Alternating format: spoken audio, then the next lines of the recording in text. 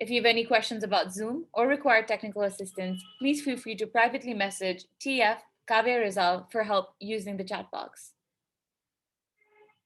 I will now hand over to our moderator, Priyanka. Priyanka, the floor is all yours.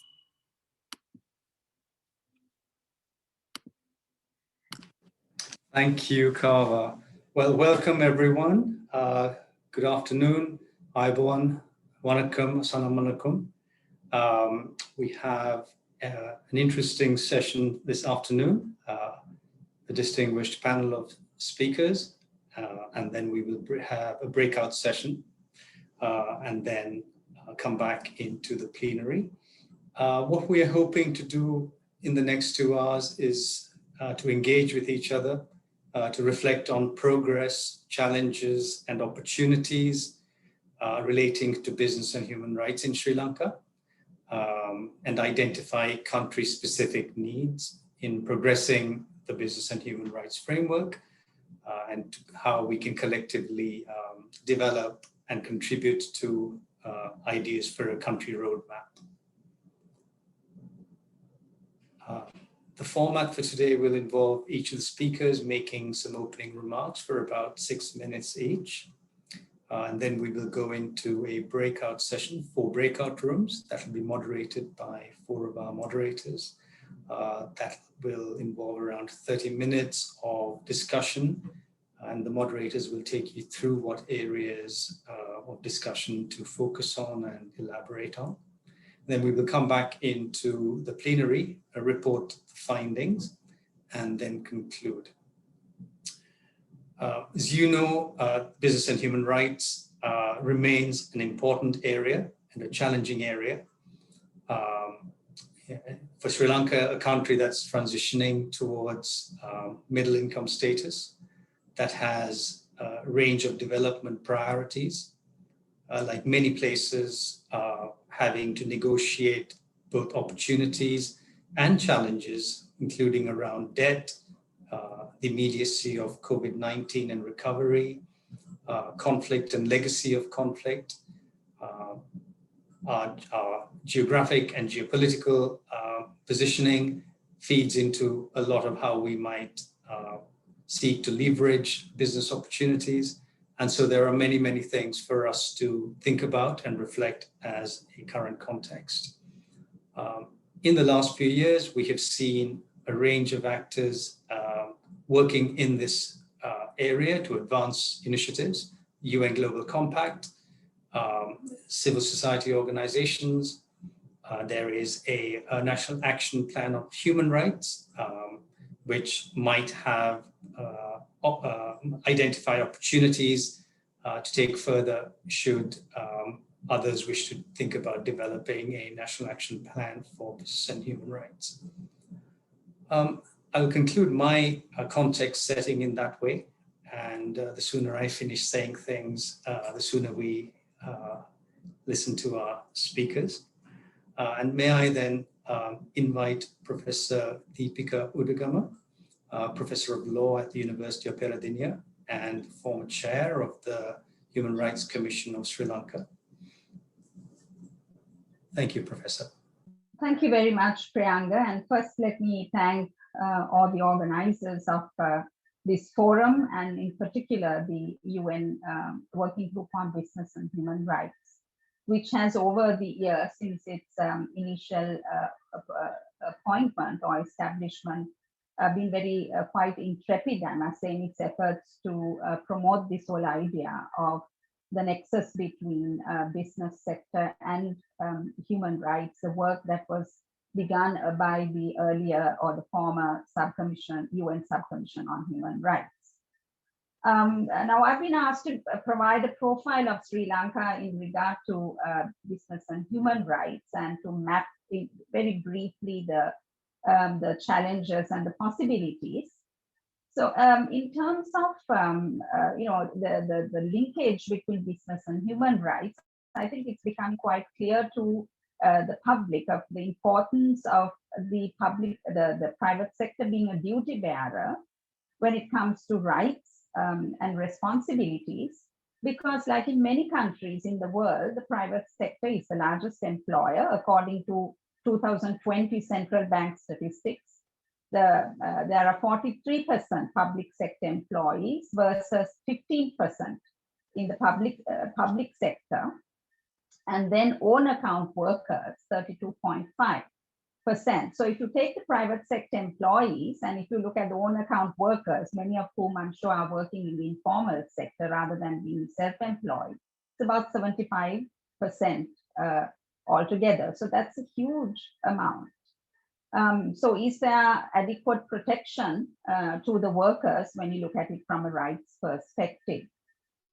And then aside from the employment dimension, the private sector is a very large service provider in terms of social services, education, healthcare, transport, and then of course banking sector, which is absolutely critical for the public for financial matters, and then credit. That is absolutely important for financial security and stability, and then insurance and so on. So there is increasing demand that the private sector be held accountable, while the private sector is a very valuable player in the economy, that there are corresponding duties.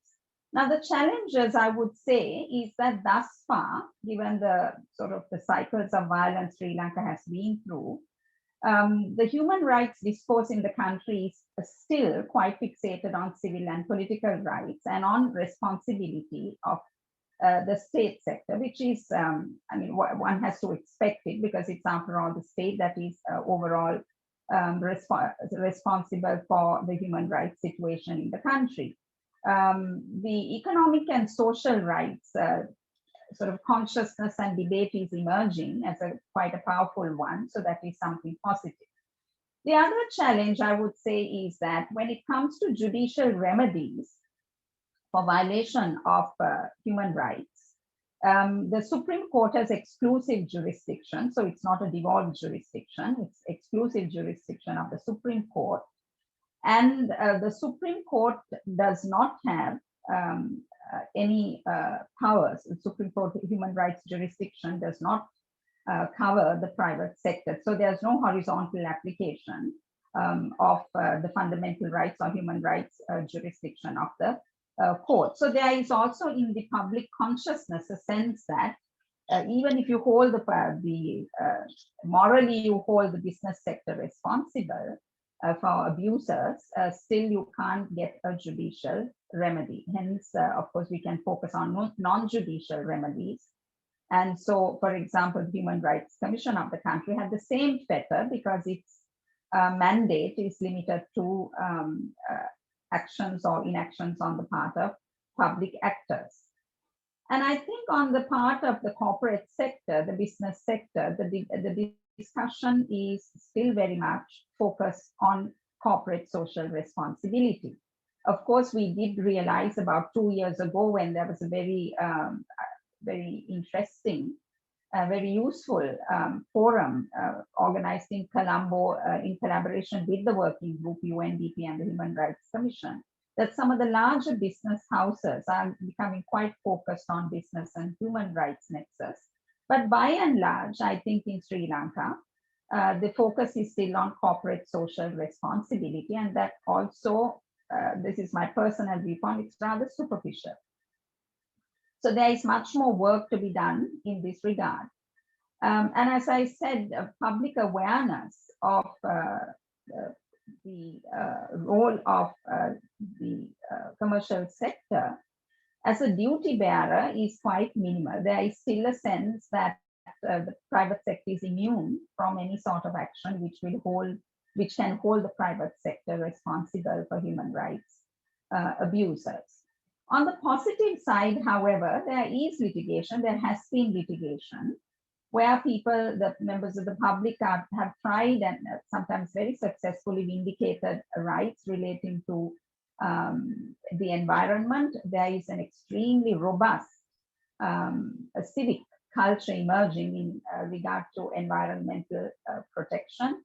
And the statutes that are in the statute book, some of which require reform, I'm sure, but what is available is being used extensively by the public. This is not only regarding air and water pollution, but now in the immediate past few months, it's been about land use, commercial actors, large companies, clearing up state land, and forest reserves being cleared to construct hotels and so on. It's really captured the public imagination. And what's very significant about that is that the younger generation is getting very involved in environmental protection and holding the violators and attempting to hold the violators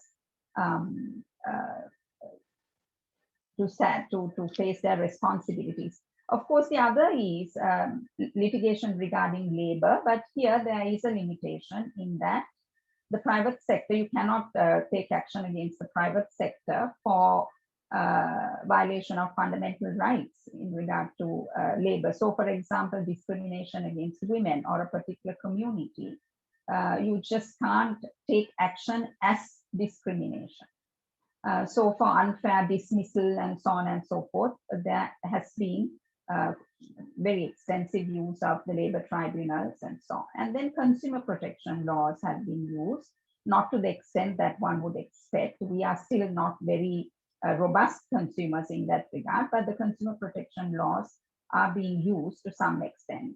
And then, of course, there are the criminal laws which focus on child abuse and exploitation of children, and then regarding sexual offenses against women and children, because I recall in the Human Rights Commission, the growing number of complaints against the private sector involved also sexual harassment and misconduct on the part of employers.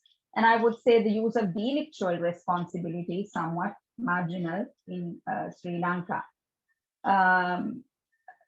While these are possibilities, I would like to once again add to the challenges. We all know that if you look at the South Asian context, litigation is very expensive, like elsewhere in the world. But since incomes are very low, very few can indeed access justice in terms of judicial remedies. And judicial processes are also extremely convoluted, lengthy. The average citizen finds it very difficult to follow these processes and the laws that are involved. And then on the other hand, in Sri Lanka, public interest litigation is extremely limited, especially in the field of fundamental rights, even against the state sector. Public interest litigation is not expressly provided for by the Constitution. The court has, through mild interpretations, permitted in very exceptional situations, and the court also does not have suo motu jurisdiction. So these are quite limiting in terms of having a very activist judiciary take on these issues. Another positive, but a negative also in terms of practice, is the right to information law. Sri Lanka got a right to information law, one of the best in the world, we are told, in world rankings, and I do agree. In 2016, during the previous government, and there is a possibility of using the right to information law to obtain information from the private sector as well. But the commission, the Right to Information Commission, informs me that the use against the private sector is absolutely minimal, but it has been used very robustly against the public sector. So when you look at all these positives and negatives, I think we can safely say that Sri Lanka is just at the entry point to taking on this debate about business and human rights. There's much that is possible and a lot of reform that needs to be done. I would certainly think that constitutional reform would be very welcome in terms of expanding the fundamental rights jurisdiction of the court to also capture private actors, as in South Africa. We all tend to idealize that situation. And also, I think the debate about economic and social rights should be taken further. Also the possibility of public interest litigation and granting suo motu jurisdiction to the court is absolutely important. There also ought to be much more legal aid and of course a focus on non-judicial remedies. This is where the Human Rights Commission, I do believe, can play an extremely important role. During our tenure, we started with the process, but it has to go a very, very a long way. What is absolutely important is public education. And, there is no substitute for robust public opinion for any of these issues to be addressed in an effective manner. And then, of course, the chambers of commerce must be very proactive in this regard. And we do need to engage in extremely cordial and non-threatening conversations with the private sector to point to the fact, and I think one of the speakers after me will be talking about that, how positive it is to engage in pro-human rights actions by the private sector. So I would say currently the situation is very mixed. There are many challenges, particularly about consciousness and awareness. And then in terms of the structures, the laws and institutional capacity to deal with these issues, there's much work to be done. But as we say, hope always reigns eternal. And we look forward to carrying this issue to, I would say, great heights and awareness. Thank you very much. Thank you, Professor Udugama. It was great to hear the opportunities that having the private sector as one of the largest employers, a provider of social services, what that might possibly facilitate and enable. And on the other hand, some of the several institutional challenges from, the orientation towards CSR, some institutional challenges around a focus on civil and political or judicial remedies, and yet the opportunities of recent civic culture around environmental protection. Thank you very much for providing that scan and doing so in a fairly short time. I would like now to move to our next speakers from the Employers Federation. We have Mr. Vajra Ellapola, and he will reflect a little bit on the role of the Employers Federation in supporting the business and human rights agenda. And then he'll be followed by Mr. Kanishka Veerasinghe, who will look at the challenges in business and the opportunities for business in promoting responsible business practices.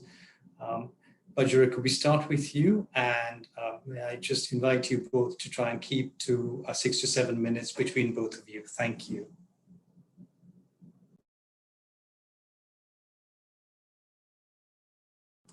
Vajra, if you're speaking, your microphone. Vajra, you are muted. Yeah, thank you very much. I think because of the time constraints, I will straight away get into the subject area because I think both have a very limited time of 6 minutes. Starting with Employers Federation, I think some of you may be aware, but it's the National Employers Organization in Sri Lanka that have been recognized by the ILO and the government of Sri Lanka and many other stakeholders as the the national representative of employees in Sri Lanka. In that context, we are also a member of the International Organization of Employers and also the regional employer organizations like CAPE and SAFE. With that being the background, employers representing employers, I must say we represent over 700 member companies and amounting to about 800 to 900,000 employees covering. Coming on to the subject area, what I would like to highlight is on the basis of the services we render, what we capture, how we capture the human rights aspect in the context of a business organization.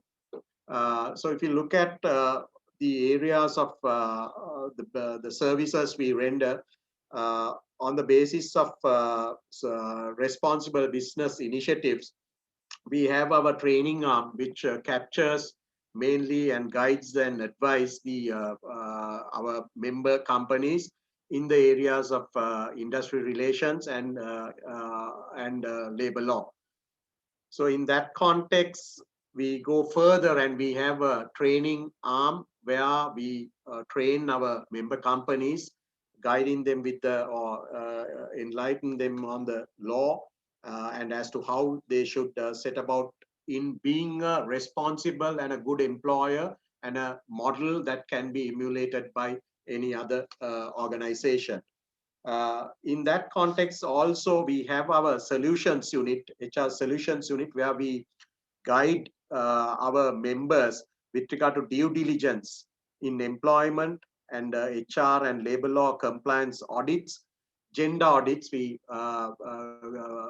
highlight gender audits, that is also part of our HR solutions services we render to our members. Then also we have occupational safety and health and accessibility audits for persons with disability. That is also part of our services that we render on behalf of our members. I must specifically mention the specialized training and disability resource center, the service that it renders to the disabled persons in training, the disabled people, in order to get into the job market, to be part of the society, to be part of the working population. So in that context, the lot of training that we give through our training, which is headed by Manik, with regard to sign language, reading, English language, entrepreneurship, and also we do access audits for our companies in order to give them and guide them to have an inclusive workplace when it comes to disabled persons. So that is another side of our services that we render. Then I also would like to highlight with regard to when it comes to the youth initiatives, the youth initiative that we have started under any program where the university students and the youth are brought into the world of work through the any initiative that we have started, which gives the youth of this country the opportunity to reach the world of work through the programs that we have launched. Just to rush through, in addition to that, what I would like to highlight is during COVID period also, we developed a remote work policy, which actually highlighting the importance of maintaining the legal framework that needs to be followed by the employers, even if the work is done remotely, that they need to comply with the legal requirements of the country. So with that context, we have helped our member companies to develop a remote work policy in that context. And also we did help our member companies with regard to health audits to be done during COVID period, to make their workplaces compatible with the COVID regulations when it came to the pandemic. So those are few examples that we did during the recent pandemic. In addition to that, I would like to highlight the challenges with regard to challenges that may be associated in some of the other countries. But when we look at the Sri Lankan context, on the basis of EFC, what we have done with regard to freedom of association, equality at work, child labor, and those areas, I think in the recent past also with regard to child labor, I think there were few laws that were passed bringing the increasing the age of employment from 14 years to 16 years. And the assistance that can be given by on behalf of the employers, we have always come forward to engage. And freedom of association, I must actually highlight the role played by EFC.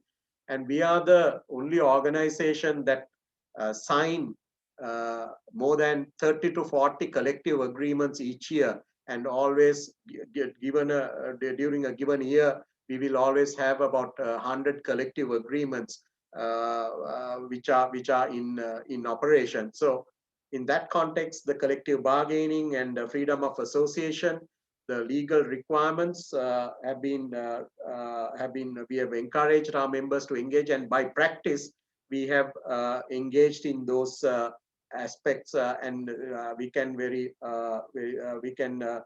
for sure we can say that we have been in taking a leading role in that, in guiding our employers towards recognizing the rights of employees and the workers, and having a relationship which should ultimately focus on sustainability of the organization and the job security of the employees. Uh, well, with that, I think I will. If there is some more time, I can uh, add little more. But what I would like to emphasize is, uh, on the basis of employers organization, what the challenge is, we need to identify the Sri Lankan context in which whatever we do. In recognizing the Sri Lankan context and also the challenges as businesses might have in the Sri Lankan context, whatever that needs to be taken into consideration should be taken into consideration on the basis of safeguarding the interests of all stakeholders and taking it forward in a manner which will ultimately look after the interests of all stakeholders and parties. So that is a challenge, as much as it is the path that we are promoting. It will have its own challenges, but I think striking a balance in that and taking it forward will be the best way for Sri Lanka. With that, I will, for the moment, conclude my initial remarks, and then we will take it forward from there, because I think the time constraints will not permit me to talk any longer, I believe. Thank you, Vajra. Thank you for those observations. Kanishka, because of the time and the need to have the discussion more widely, may I ask you in 2 minutes or less, perhaps pick one challenge and one opportunity that you would like to share. Thank you. I think there we do agree with Professor Udugama's, I would say, the profile of where business and human rights stands in Sri Lanka. And there are a lot of negatives as well and challenges, as Vajra mentioned. And one of the biggest challenges, I would say, is the lack of capacities that we see in relation to even EBMOs in Sri Lanka. I mean, so there are a lot of opportunities as well associated with that. That is to create sentiments to encourage the adherence to human rights obligations on behalf of the employers. And as a country, we have shown that we are responsible because we have one of the highest rates of compliance where the world of work ILO conventions are concerned. We are about 80% compliant of those conventions. So there's a lot to actually go on. But there are challenges. But I would like to highlight and say that we need to focus on the opportunities. As Professor Udugama mentioned, we have a national action plan for human rights, and there are certain elements that businesses strongly supported, like the Right to Information Act and the civil and the legislation that was passed in 2017 in relation to civil and political rights. We all supported those legislation to be brought, and including the independent commissions that were brought into the constitution and the strengthening of the constitution. So we must not forget that business has been supporting, and there are a lot of opportunities where you can ride on that. In fact, I suggested that we get assistance even to create a special institution to promote business and human rights. But as Vajra mentioned, importantly, you need to take the Sri Lankan context and understand the Sri Lankan context. And we had two great examples being discussed yesterday about India and Pakistan. India in particular, where they and also Bangladesh, where I think yesterday they had presented the baseline assessment of their situation. I think we need to also ensure that what is done is consistently implemented, or what is done is consistently brought forth. So there should be a link between the National Action Plan for Human Rights, and if you are going to develop a NAP, it should be consistent with that, as well as what business requires. There are good examples that we can follow. So those are the opportunities. But at the same time, one of the biggest challenges is the informal sector. We have an informal sector which is about 54%, and as Dr. Udugama mentioned, that's a challenge that we need to understand. The formal sector is much less than the informal sector, even if you take the private sector. So as to how we should take that message to that sector, it has to be well thought of. I think we'll have to go with these values down to the school level, and then maybe to the university level, and also professional institutions. We need to take this message across to all sectors in the education providers as well as all sectors in the private sector. So I think, but we need to embrace human rights in a way that to think that it's good for our country, and it should be a holistic approach so that every citizen's rights and standards of human rights in this country is elevated to a great level. I mean, where everybody enjoys the same rights without any gaps and defaults. So I think that's the message that I would give. Thank you.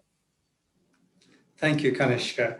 I would like now to move on to our next speaker, Sabrina Isufali, who is the Head of Business Development and Innovation at HEMA's Consumer Brands. And Sabrina will share some of her reflections on why businesses should take business and human rights seriously in Sri Lanka, possibly some reflections on how businesses can prepare and how they're engaging with the business and human rights agenda in the country.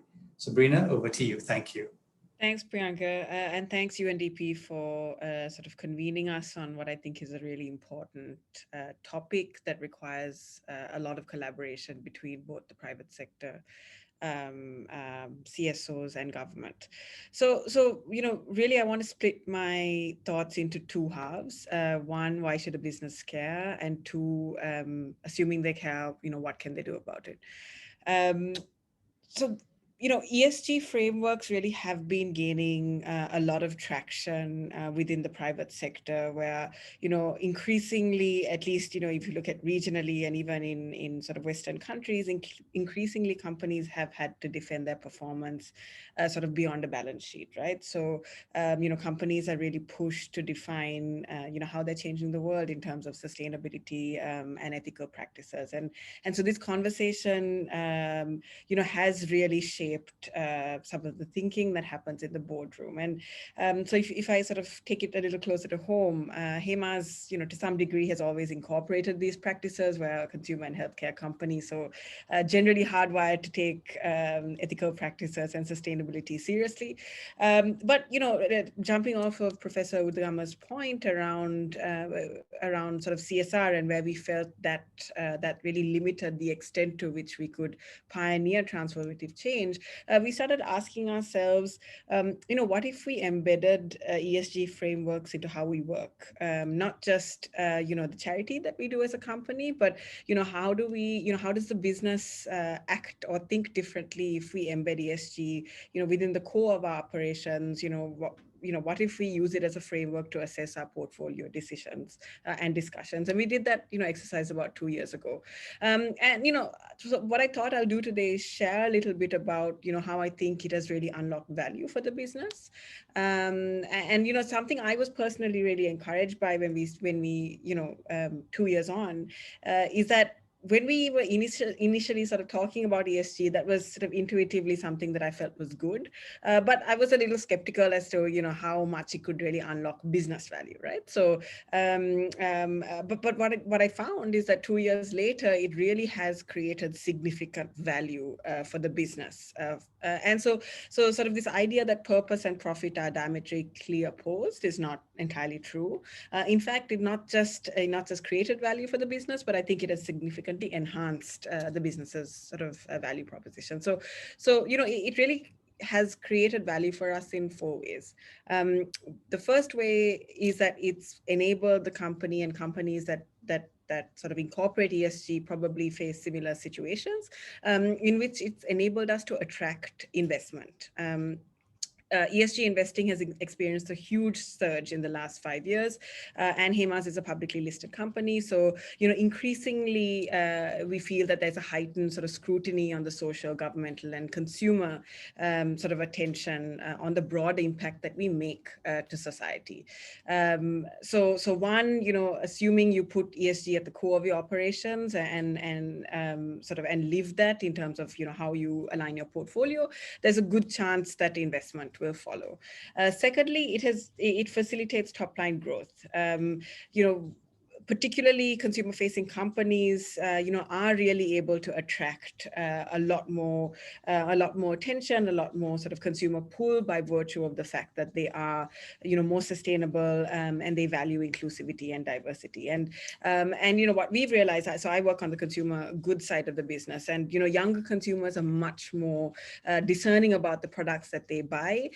Sri Lanka is not that evolved in the sense that consumers aren't willing to pay a premium for that yet, but certainly it affects choice. And younger consumers especially are much more open to align themselves to products that they feel complement their values, and complement the things that they're passionate about. So companies like us will really have to figure out how to cater to that demand, not just in terms of product, but also in terms of core values.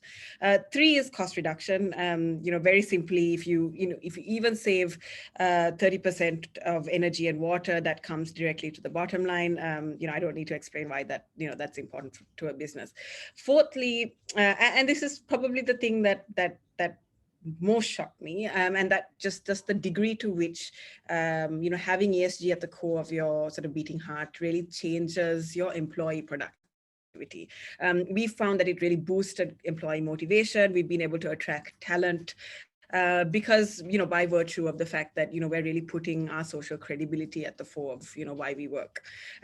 So Hema's purpose, just as an illustrative example, is to make healthful living happen. It's a wordy statement, but essentially what it means is that, we exist. And so we ask ourselves, why do we exist? And, we exist to, bring out daily moments of joy, to champion a robust sort of version of health, and to create a more inclusive world. And, after we roll this, we actually decided to roll it out internally before we made a sort of a big PR splash about it. I don't think we've still done that yet, but what we've found is that internally it's really served as a platform for employees to go above and beyond the call of duty to deliver results, and feel much more connected to the organization. So if I was to take a really crude take on it, we've been able to get more work with half the cost. So I think that has really unlocked value for the business.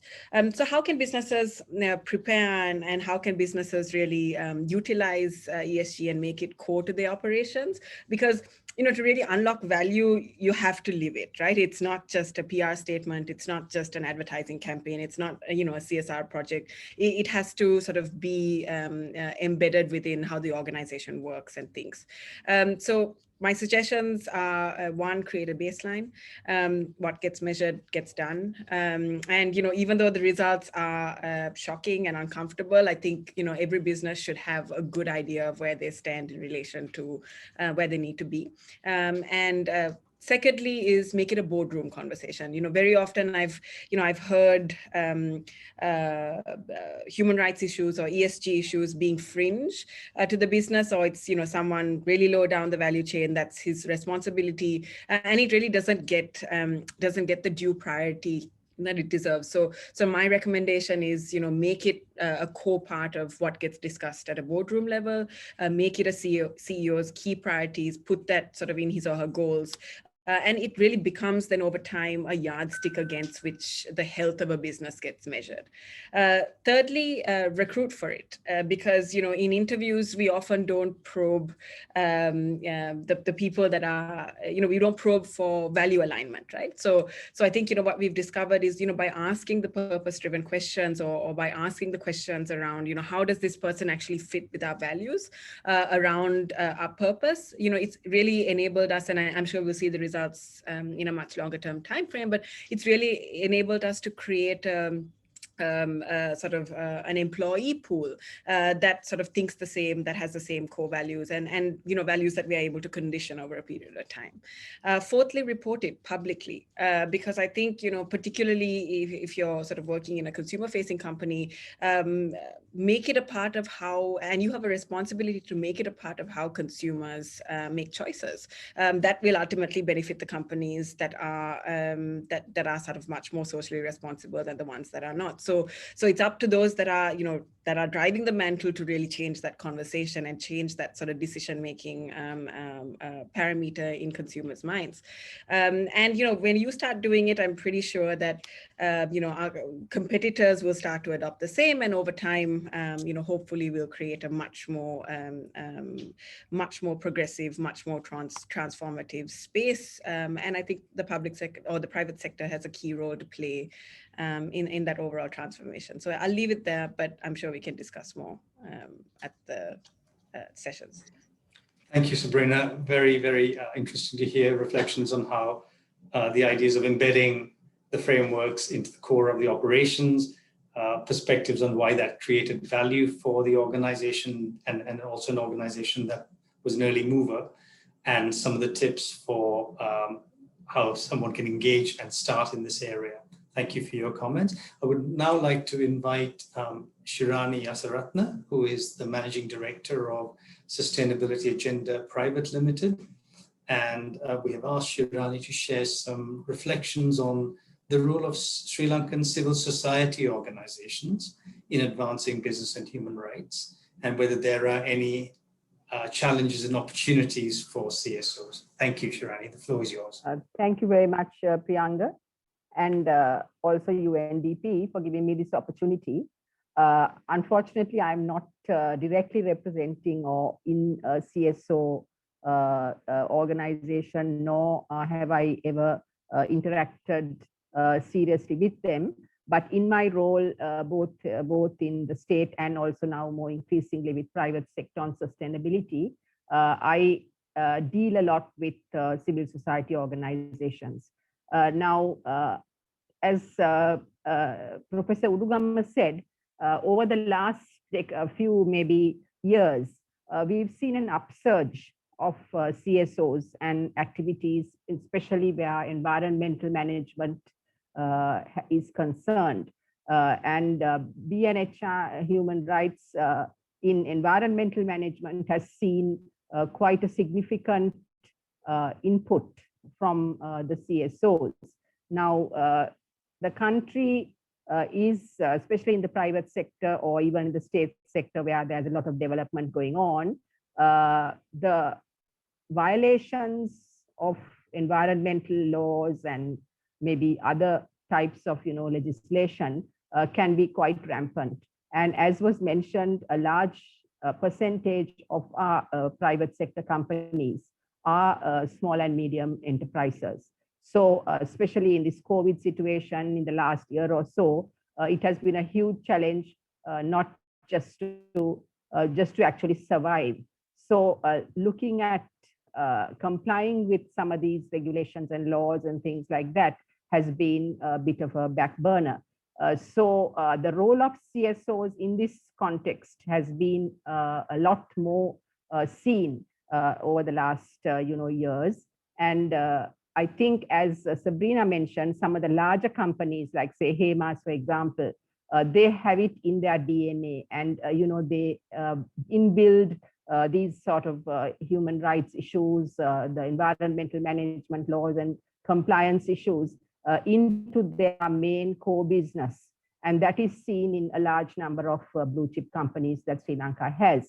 So the larger private sector is, as we see, a growing interest, a growing, sort of responsibility to be more conscious about human rights violations, about how to deal with them, about issues that matter to them, especially because the consumer is also very much a part of the decision-making process today. But our bigger concern, I think, is of course with the smaller, medium, and the SME, companies, which have quite a number of violations which can be seen. Now, in this context, I think the civil society organizations are, well recognized in the role that they play. And if you take the environmental laws, as was mentioned by Professor Udugama, you get a very strong, environmental legislation for private companies to adhere to. So you get the environmental protection licensing process, and you also get the environmental impact assessment process, which are absolutely essential if a private company is going out there to do a development activity. Now, in this, we are fortunate that in this country, the EIA process has inbuilt in it a 30-day public commenting period. Now, that's where the CSOs play a huge role, because very often the communities that are impacted by some of these larger projects do not have much technical know-how or knowledge as to how to comment on these reports, understand what they are, and of course see how they actually impact upon their livelihoods.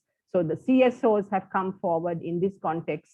There have been many that support these communities to look at the EIA reports, understand what is happening to their livelihoods, etc., and see whether any of what is happening will impact upon their way of life. So we've seen a lot of this kind of thing where CSOs have come forward, brought communities together to sort of try and work together on combating some of the issues that can arise. Now, one of the issues that the challenges that CSOs have faced is, of course, the lack of information, especially from projects that come from the state sector, where there are very large development projects which are silently done. They are not, the communities don't really have much knowledge as to what is happening. And the right to information law that was mentioned is something that, where the CSOs can gather some information as to what is actually is happening. But even the state agencies, a lot of our natural resources are managed by Forest Department, the Wildlife Department, and state. About one third of Sri Lanka's land area is managed by the state.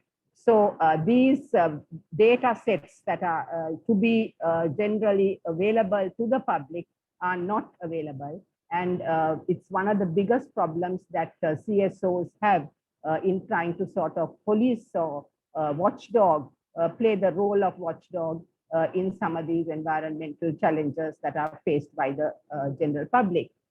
So if we are talking about the challenges faced, one of the biggest, I think all our South Asian countries have this problem where information is not available for decision making among the public. It is all within the state. So we have a long way to go to make data sets available, and that is repeatedly being called upon to make them public.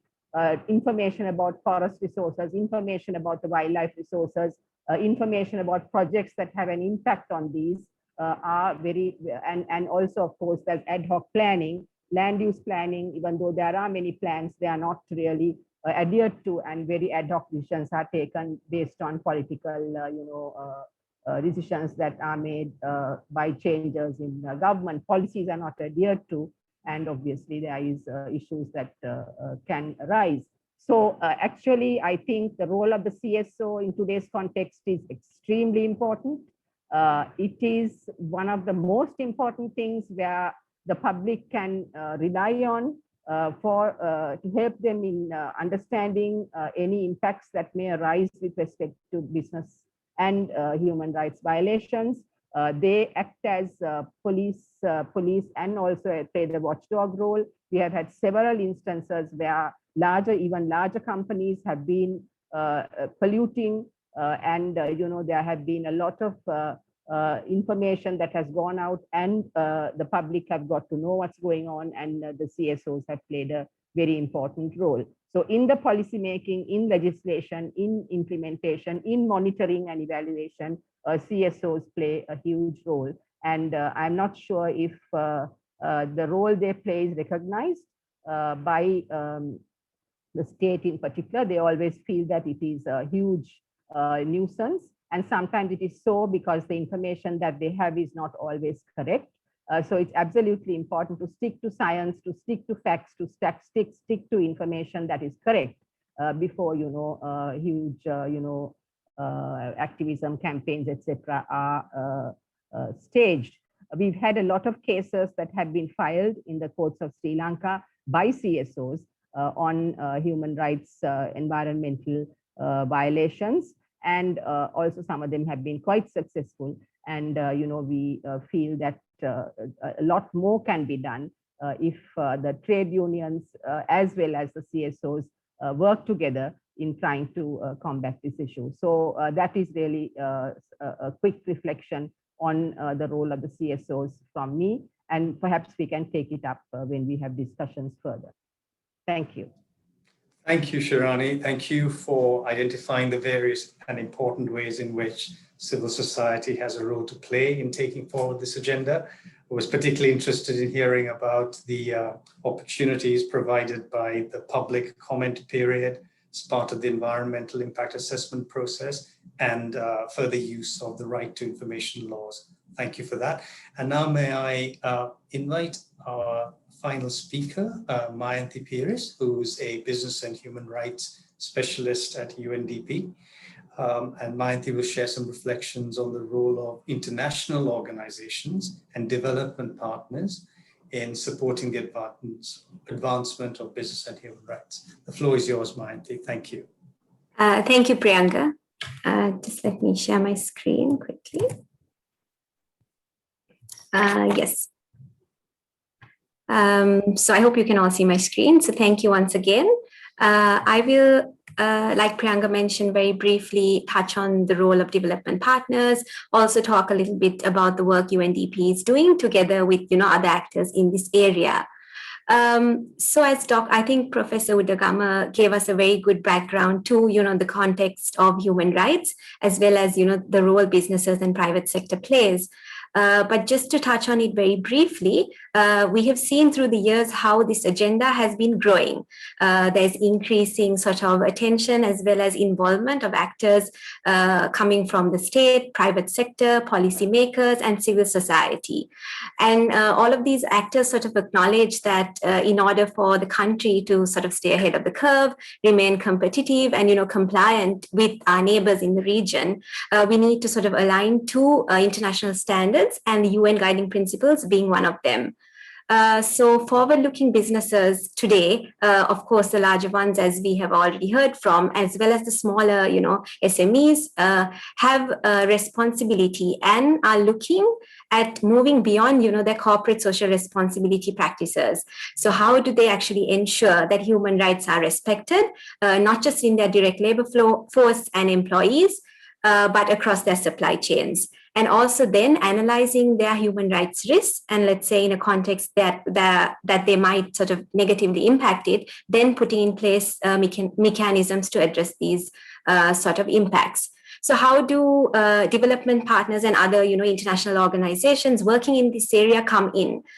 So they bring a wealth of knowledge and technical expertise to support businesses. The state and civil society put human rights-based approaches at the center of their decision-making processes. This finally, the end goal being supporting the country make progress towards the 2030 agenda.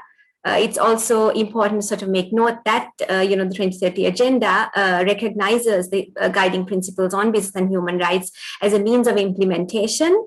And finally, we are all working towards ensuring that no one is left behind. Moving on, I would just like to touch on key 6 areas in making note of time that UNDP as well as other partners, as I mentioned, work on addressing to ensure that this agenda is taken on board and we work towards these principles. So the first one is addressing capacity gaps.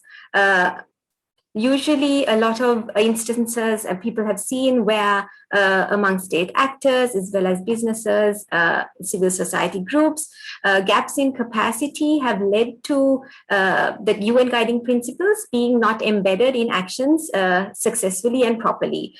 So what we do is we carry out trainings on the UN guiding principles together with the partners we work with to ensure that these capacity gaps are addressed. A second area that development partners focus on is strengthening access to justice. So not just in terms of access to justice, but ensuring that there is adequate remedies in place by the private sector, the state, where victims of business-related human rights abuses can access these easily, and making this information and accessibility more easier for everyone to access. The third area that I would like to touch on is accessing the information gap. So a lot of research and data is required. So UNDP, for example, very specifically, we focus on this area where we work towards having the evidence base to inform our decisions, as well as, provide that information to the government, to businesses, to have that business case and get everyone on board. Another area is having opportunities for peer learning. So just like this forum, the regional one that we have every year, we facilitate these opportunities where we bring all the stakeholders together, government, NHRI, civil society, and create that space to learn from each other, share best practices and case studies, and have that dialogue. Moving on, another area is where we promote collective action and partnership. So it's not just about, raising awareness and building capacity, but then bringing, the state, private sector together, together with, of course, civil society as well, and putting things into action. We create this environment to for these actors to, co-create on projects and address common human rights issues.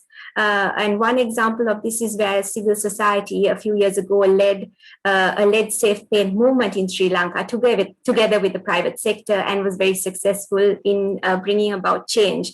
So this is something that we advocate for development partners actually putting into practice, the principles of human rights in the context of business operations.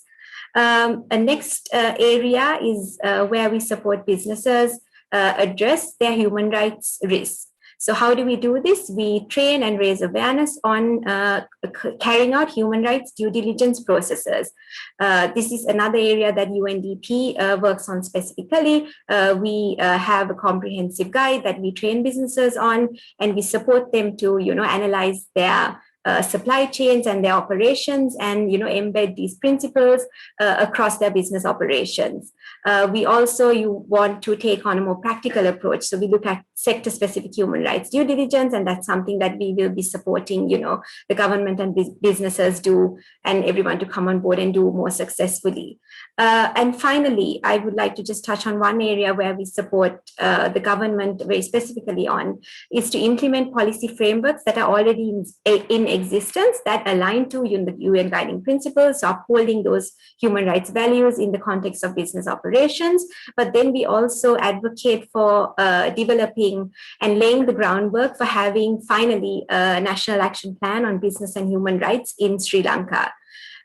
So these are just a few areas that, UNDP per se, but also together with other development partners and donors that we focus on, and in ensuring that, this agenda is taken forward.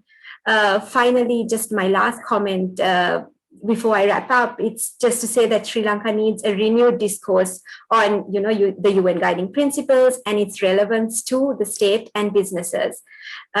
So we, as these actors, support the government and private sector to do this, and we ensure that this is done in adherence to the guiding principles. And by doing so, we raise awareness and make clear what responsible business practice in Sri Lanka needs to look like. Thank you so much, and over to you, Priyanka. Thank you, Mayanti. That was great to hear about the ongoing and the need for ongoing and collective efforts and initiatives involving government, business, civil societies, and others to make this a very successfully integrated system. I think that formally brings us to an end of the panel speaker discussion. And just mindful of time, I think we would move straight to the breakout rooms. And now what will happen here is that all of the participants will be broken up into 4 breakout sessions, and each will be assigned a moderator who, once you are in the breakout session, will identify what areas of focus they would like to do. You have about 30 minutes for that discussion. And then once you come back, each breakout room will nominate a reporter or a speaker to summarize what was discussed and what the findings were. And that'll be about 3 or 4 minutes for that So if I could hand over to you, Kavya, to begin the breakout session. Thank you. We are now moving to the breakout room portion of the event. You have been randomly assigned to a room and we'll move you into the rooms now. If you need any support for breakout rooms, please call the host into the room or return to the main room.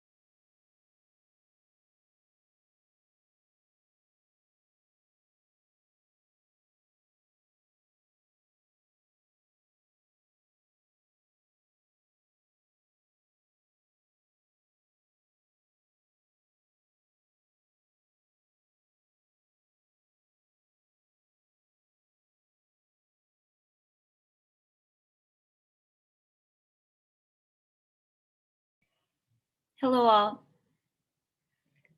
The breakout rooms have now been closed and we are back in the plenary. The session will resume now.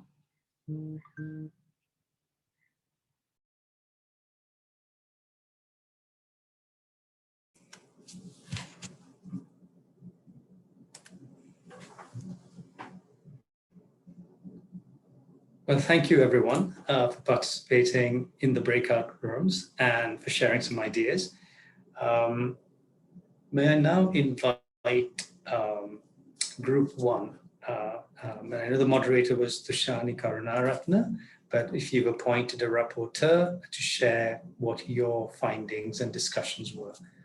And if I could invite each group to be no more than about 3 to 4 minutes, please. Thank you. Hi, everyone.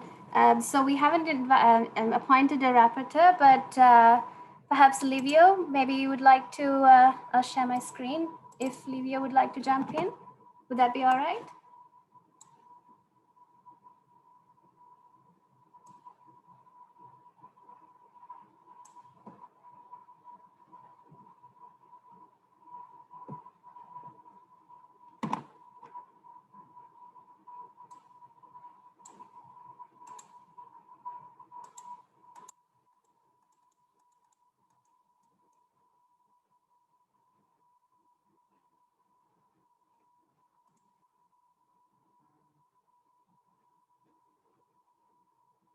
Okay, sorry. So Livio doesn't seem to be here, but anyway. So for the first box, I am here. I am here. Oh, Livio, great. Would you like to take over, Livio? Since No. You should go ahead. You did a great job. I only helped out with some ideas. Please go ahead. Okay. So for the first box here, the 3 most pressing business and human rights issues in our country, we had put down gender discrimination, the unlawful termination of employees, especially in a COVID-19 context, as well as environmental issues, including waste management, poor waste management, pollution, and as well as persons with disabilities not having equal employment opportunities. And the second key area that we focused on as obstacles and drivers that need to be addressed to promote the business and human rights agenda in Sri Lanka. As an obstacle, we had the lack of awareness of business and human rights issues in Sri Lanka, as well as sort of the political environment not really being supportive enough of business and human rights issues in the country. Another obstacle was the shrinking civil space for discourse on business and human rights related issues. And the third box provide 3 concrete recommendations for your country to ensure that businesses respect human rights and are held accountable for their abuses. One recommendation was sort of raising awareness and training for private sector companies. Another one Livio had was to train judges on the UN guiding principles on business and human rights, as well as adopt a national action plan on business and human rights. Another significant one was to empower, capacitate, and resource the National Human Rights Commission to be an effective grievance mechanism, as well as study and share examples of progress which is taking place in neighboring countries on issues surrounding business and human rights.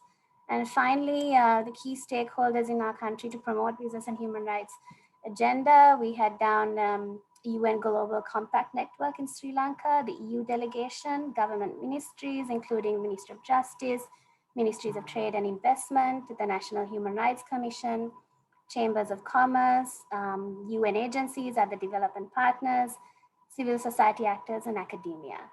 And yeah, that's it from our group.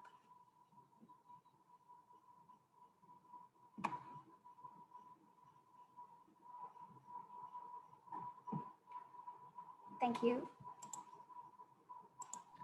Thank you for that. I now invite group 2. So I think Afra Mohammed, you were moderating that session. I don't know if you've appointed the rapporteur. The floor is yours. Thank you. Hi, so I'm from group 2. I think we put Mayanti to present. From my end, Mayanti, would you like to go ahead? And thank you for everyone part of our group for the very rich discussion. Sure, Afra, thank you. So some of the issues that we talked about in our group was one, labor rights and migrant worker related issues, no incentives to comply with the business and human rights framework, also the lack of awareness on the UN guiding principles, as you know, and also what is sort of available and how businesses can integrate these sort of principles. Issues faced in terms of lack of strong grievance mechanisms, also, SME related, survival issues, and the incentive that, smaller businesses don't have to, take on board these principles. Then the shrinking space for civil society actors and human rights defenders, as well as, the vulnerabilities faced by those working in the informal sector, specifically looking at those groups in the free trade zones who are directly impacted by the COVID-19, pandemic. Moving on, so some of the obstacles our group identified were the lack of resources and capacity gaps that might exist, as well as the fact that more clarity is required in line with the laws and other duty bearers to respect human rights. Also, the lack of sufficient conversations and dialogue between different stakeholders, and lack of motivation to engage with various sectors and actors again in the on business and human rights. Accessibility of languages. So in terms of, sometimes the conversation would be just, one-sided. So ensuring that, everyone feels included. So that sometimes doesn't happen and is a barrier. As well as, the struggle that businesses face in coming up with good, ESG frameworks that are relevant to the sector they're working in. Drivers, there is a lot of groups working in this area. So that also brings in place the accountability mechanism to ensure that these principles are taken on board and is a driver, as well as the leadership, that supports this agenda. So we have, larger companies that, starting from the top, that they're pushing for this. So that is definitely a driver. And as well as the market and consumer demand, starting from the global and as well as region, and we can see this in Sri Lanka as well. The next one is some recommendations. So companies taking on board, principles of human rights into their already existing corporate policies and, other sort of codes of conduct. expanding the constitution in Sri Lanka to take on board, human rights violations in the context of business operations and private sector, because this is not the case at the moment. So that is some concrete recommendation that was discussed. Also, the development of a national action plan on business and human rights, for states to call on businesses to put in place, human rights due diligence processes and, engage with them in this process. ESG reporting as a part of, annual reporting processes. So to sort of make this, track their progress, as well as make this information publicly available in the company's annual reports. I think taking, this business and human rights agenda more into, the parliamentary caucus committees and, discussing this issue more broadly. And maybe I think the last one was a curriculum on business and human rights with the relevant, institutions that work in this area. Some of the key actors that we discussed were civil society organizations, NHRIs, the Ministry of Law, Ministry of Environment, Labor, trade unions, as well as media institutions, investment banks, and other regulatory bodies. We have a lot of academic institutes and research institutes, as well as the Ministry of Justice, that are all sort of key actors that need to come together to push this agenda forward. I think that's it from our group, Akbar. Yes. Yeah, okay. Over to you, Priyanka.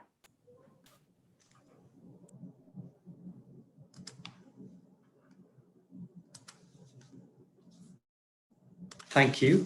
Thank you for that, Mayanti. So I think we're heading to the next group.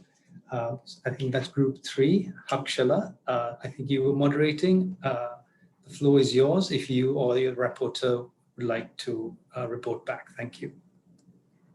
Thank you, Priyanka. With sincere thanks to the members of my team, we had a good discussion, and as agreed, I'll be presenting some of the discussion, the findings. So the most pressing business and human rights issues were, of course, like several other teams mentioned, the shrinking civic space, particularly for the business community, and increasing environmental pollution, which we have noted in previous projects implemented by the country, sexual harassment and workplace harassment, particularly in the public transport sphere, and finally, gender inequality and lack of openness in terms of adapting to flexi work arrangements at large. In terms of obstacles, the two main obstacles were implementation gaps and lack of awareness among a large group of stakeholders. However, the key drivers were the fact that there's increasing participation among youth, particularly in the context of environment and climate change. Sri Lanka's alignment with international and regional organizations and frameworks, for example, the ILO conventions and the Sustainable Development Goals, which allow us to integrate better. In terms of the third question, as for 3 concrete recommendations, the team suggested that we have a national action plan which is closely aligned to the business and human rights agenda in Sri Lanka, and aligning that action plan along with several other decisions with several other stakeholders, particularly in the country's context, was an absolute necessity. And some of the team members also identified that a national standard for implementation, which reinvigorates the compliance in terms of environment and employer protection, was important. In terms of key stakeholders, these are the key stakeholders, pretty straightforward: the Employer Federation, the Chambers of Commerce, the CSOs, Central Environmental Authority, a body that firmly represents the government and the policymakers, the Board of Investment, and the Department of Commerce. That's it from my end. Thank you.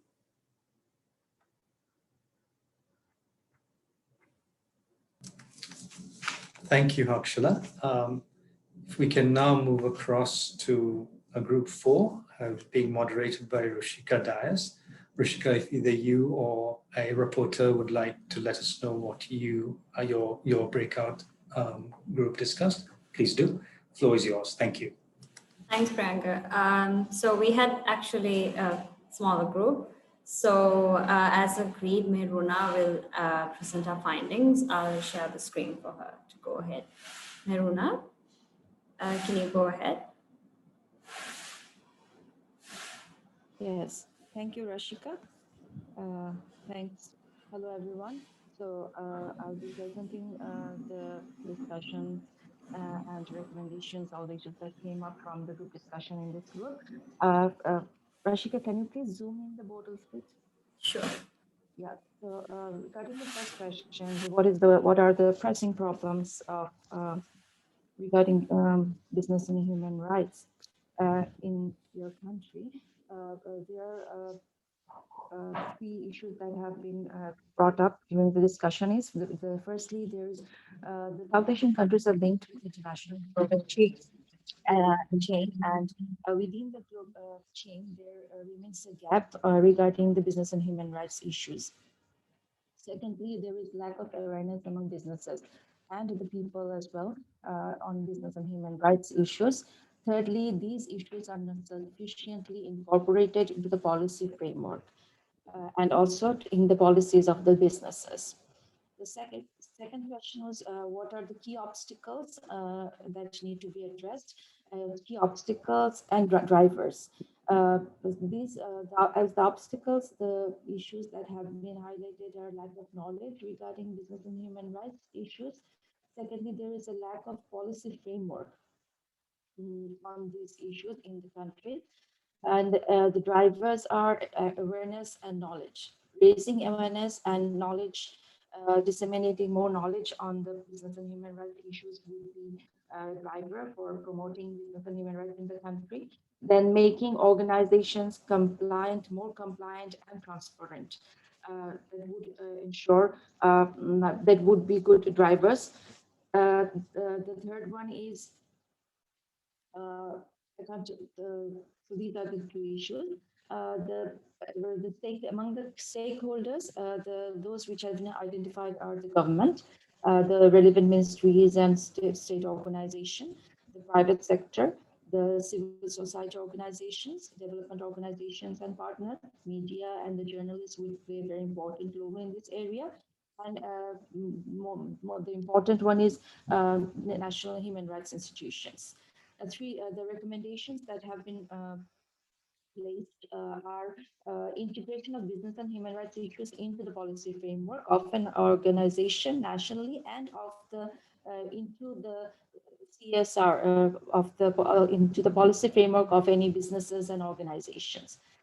Then the collaboration that is very much important for among the various stakeholders that is necessary for promoting business and human rights in the country. Thirdly, sharing of best practices among countries within the region and among the countries would be a very good initiative that would promote business and human rights in the country. And the last one is incorporating the issue, business and human rights issue, into the national action plan that, for example, that is done in Thailand. That would be that is recommended. So that is all from my side. Thank you.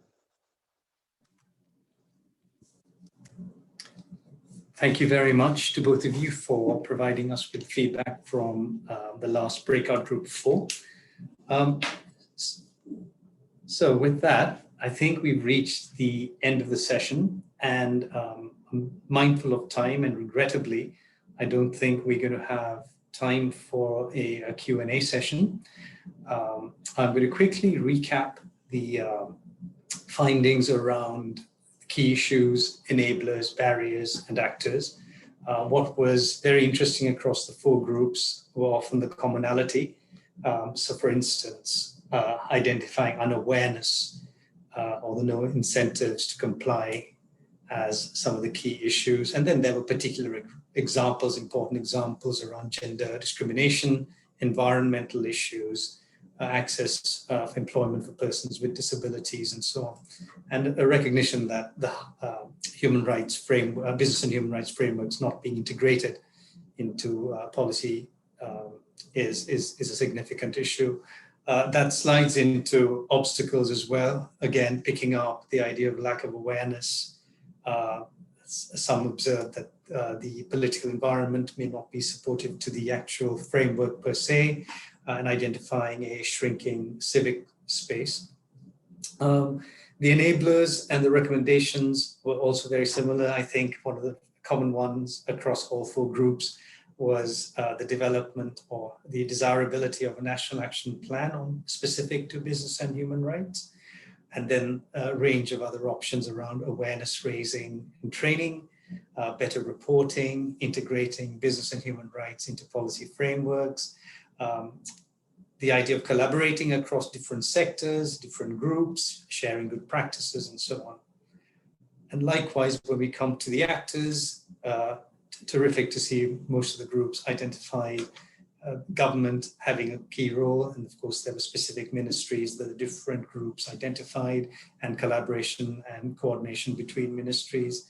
There was a role played by business, peak bodies such as chambers of commerce, the important role of civil society organizations and the National Human Rights Institution, who are critical to the success of this. And then, of course, there were also examples such as academia, media, the role of international organizations, multilateral institutions like the UNDP and others. And then specific bodies like the Employers Federation, trade unions, and so on. So that's just a recap from the breakout discussions. I think what we will be doing next with this information is sharing this at the closing plenary, and I hope we will see you all then. With that, I would like to thank all of our speakers, all of our moderators, and all of you who participated and spent the last 2 hours participating in this rich discussion. And I look forward to a time where we can continue something like this again and soon. Kavya, if that is okay with you, do I need to hand this over to you? Sure, thank you all again. Before we close, can I request everyone to please turn on your cameras so that we can take a group picture? Everyone? Speakers, moderators, participants, please turn on your cameras so that we can take a group picture. Please allow me 10 to 15 seconds to do so.